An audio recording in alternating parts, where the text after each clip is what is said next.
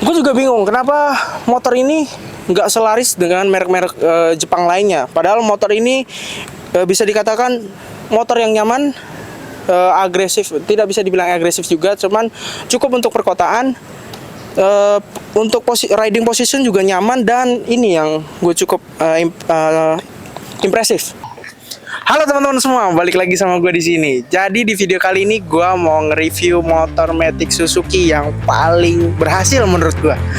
Apa itu motornya? Ini dia, Suzuki Address Playful. Kita kasih sinematik and let's go.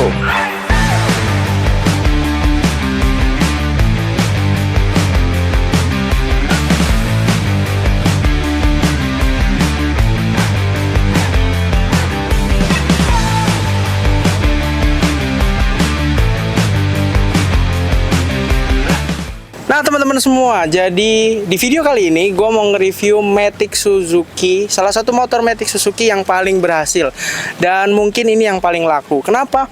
Karena dari segi dimensi, dari segi desain, build quality, kualitas mesin, itu semuanya dia jauh lebih baik dari yang sebelum-sebelumnya. Proporsinya bagus, desainnya juga bagus dibanding dengan generasi-generasi Suzuki lainnya. Ada Suzuki yang bagus pada zaman itu, yaitu Suzuki Skywave. Tapi setelah itu menurut gue desainnya kurang menarik. That's why motor Matic dari Suzuki ini kurang diminati.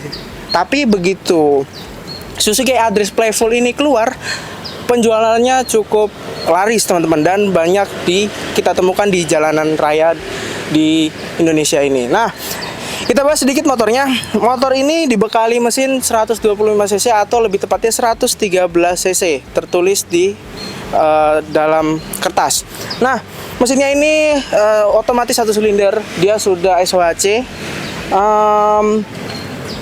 Cukup bertenaga untuk kota-kota, dia cukup responsif.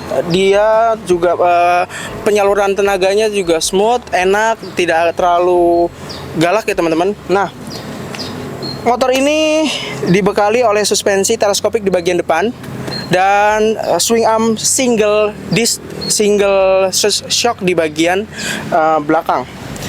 Nah, untuk sistem pengereman sendiri, motor ini sudah cukup mumpuni ya teman-teman. Di bagian depannya dia sudah menggunakan cakram, tapi di bagian belakang dia masih menggunakan tromol.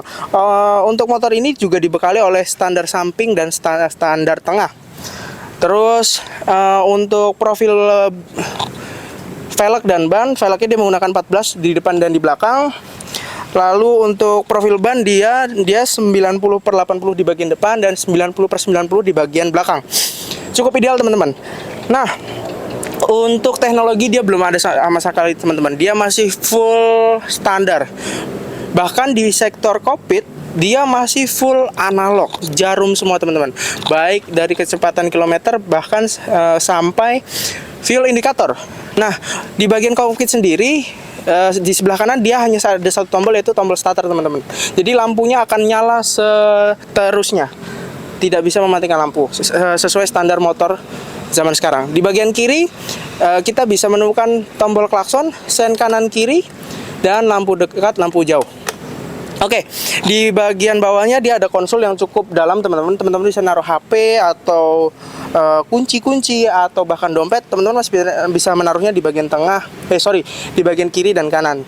Di tengahnya ada apa ya kita sebutnya, cantolan atau apa gitu teman-teman, untuk kita bisa naruh barang di sini. Nah, gue juga bingung kenapa motor ini nggak selaris dengan merek-merek Jepang lainnya. Padahal motor ini bisa dikatakan motor yang nyaman, agresif. Tidak bisa dibilang agresif juga, cuman cukup untuk perkotaan.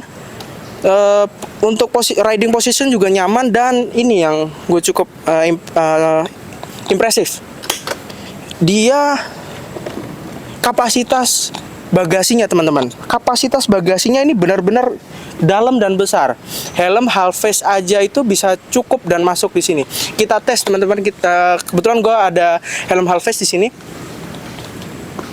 Oke. Ini helm standar ya teman-teman. Kita masukin, apakah bisa nutup?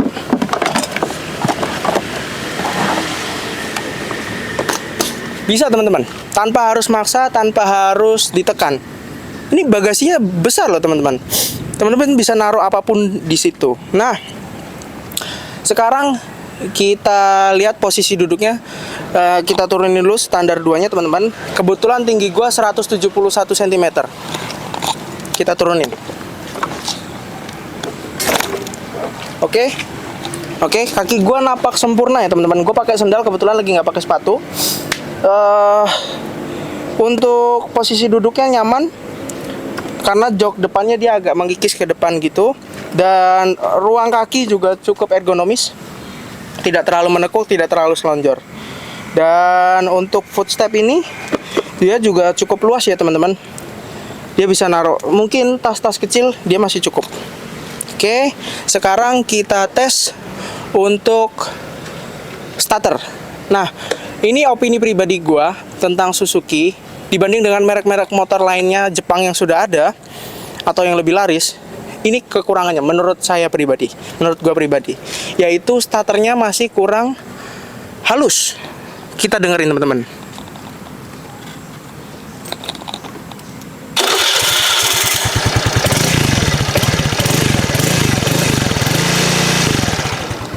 Untuk mesin sudah sangat halus dibandingkan generasi Suzuki lainnya, tapi untuk suara starternya dia masih kurang halus menurut gua. Oke, setelah ini kita akan test ride motornya, gimana impresi berkendara, kita lihat riding positionnya, langsung dipandu sama gua pribadi.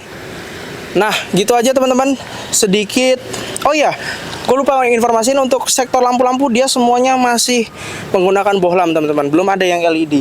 Baik sen, lampu depan, lampu rem, lampu sen, semuanya masih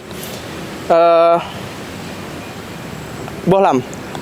Teman, segitu dulu review singkat gue mengenai motor Matic Suzuki yang paling berhasil menurut saya pribadi, yaitu Suzuki Address Playful. Jadi gimana teman-teman? Teman-teman tertarik untuk memilikinya?